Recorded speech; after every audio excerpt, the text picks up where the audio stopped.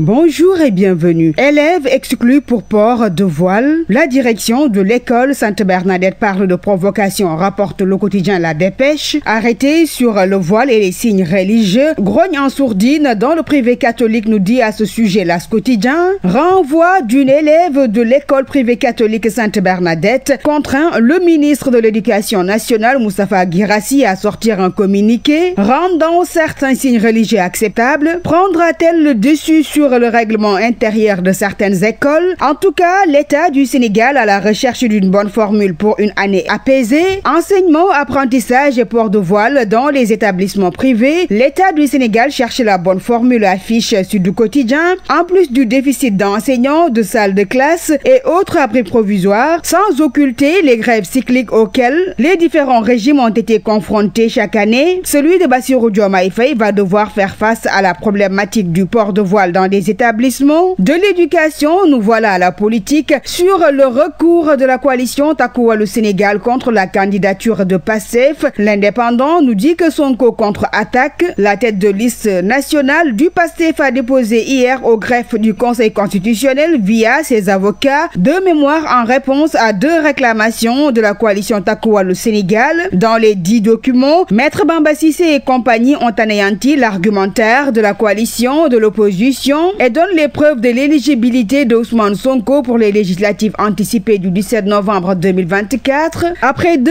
recours de Takku Wallu Sénégal contre la candidature de Sonko et la liste Pastef, And Liggéey Sunu Réew exhume l'affaire Ndiaga Diouf. Le journal Vox Populi titre ALSR veut invalider la candidature de Barthélémy Diaz et la liste nationale de Sambisa Kaddu.